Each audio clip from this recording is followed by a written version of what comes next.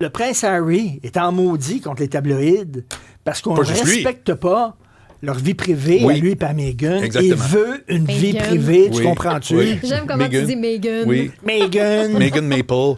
Oui. Écoute, d'abord, comment ça se fait que c'est si populaire, les potins? Je me suis penché là-dessus, Richard. Qu'est-ce qui fait que les potins, ça marche? D'abord, pourquoi ça intéresse à la vie privée des personnalités publiques? Commençons par, on ne tournera pas autour du pot, là, c'est quand même un intérêt particulièrement féminin, le potin des vedettes. Le potinage, ça n'a pas de sexe, mais des vedettes... T'aimes pas ça, toi, les potins? C'est pour ça que je t'ai dit que ça n'a pas de sexe. Moi, tu vois, c'est pas pour moi, mais toi, peut-être que oui. Mais c'est très rare qu'un magazine de 7 jours est retrouvé dans une poche de hockey. On va quand même placer... Comme ça... Mais au-delà de ce que je trouve intéressant, c'est que je me suis... Prends ton temps. Vas-y. Je me suis intéressé à ça. Moi, j'ai lu un gros livre qui s'appelle « De la visibilité ». Puis ça explique que les vedettes de tout temps, même au début de la photographie ou tout ça, c'est du monde. Ah bon? Ben, Steph, t'as le droit de rire. Ah, ben, elle l'a pris le droit de rire. J'y ai pensé tantôt, d'ailleurs.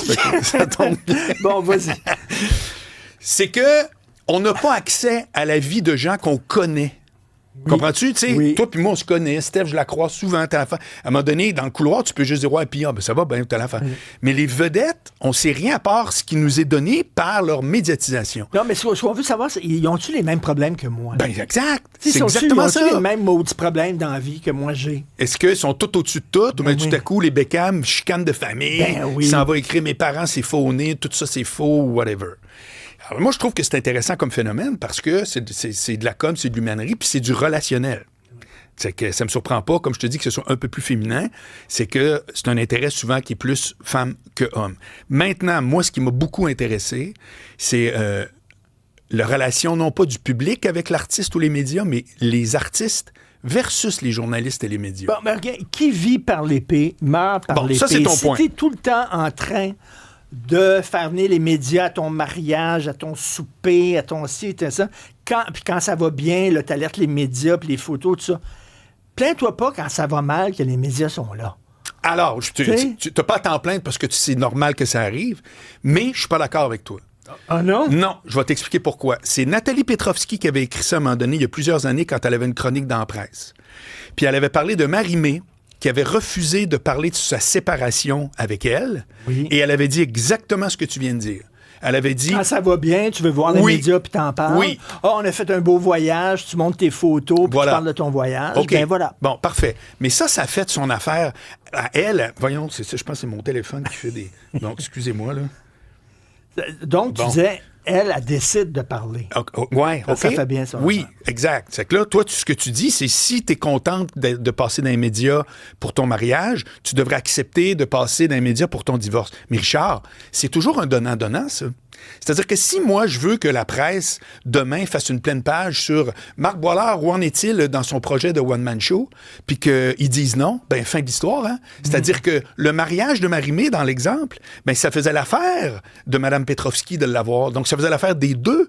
Et quand ben oui, quand j'étais gérant d'artiste, moi, puis que les gars, Morancy, tout ça, Anctil, ils commençaient, moi aussi, je cherchais avec la relationniste d'avoir de la visibilité. Les médias, c'était souvent, bon, on le connaît pas, ça nous intéresse pas. Ça fait que c'est à deux sens.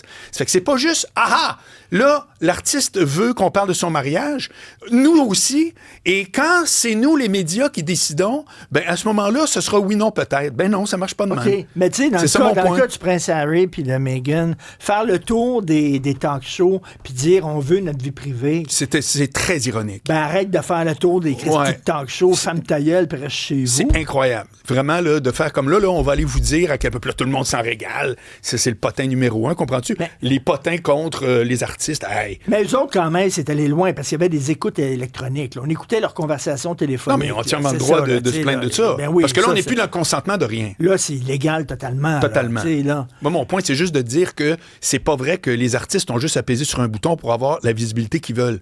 Il faut que les médias, ça les intéresse. Donc, c'est l'inverse... donnant. Ben oui. C'est-à-dire que si l'artiste, mettons, t'appelle puis tu dis, écoute, t'as des problèmes peine dans ta vie personnelle, on a ça. Moi, ça me tente pas d'en parler. Le média doit respecter ça. C'est clair, c'est évident. De la même façon que l'artiste respecte quand le média dit « Écoute, peut-être que je te le dirai pas en pleine face, mais ça revient à dire ça intéresse pas nos lecteurs. » Tu sais, l'artiste, lui, pense qu'à partir du moment où il y a de la visibilité, écoute, moi, j'ai eu les discussions, je les ai eues avec les journalistes, avec les humoristes avec qui je travaillais, ça donne rien de forcer ce truc-là.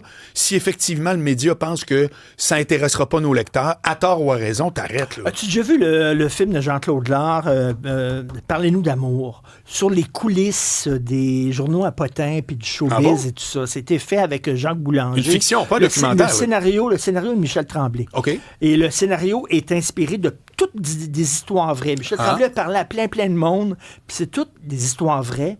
Et des fois, Tremblay disait dans ses entrevues, quand le film est sorti, souvent, il y a des vedettes, ça fait longtemps qu'on ne parle plus d'eux autres. Les vedettes sont un peu has-been. Ils sont en train là, de disparaître un peu.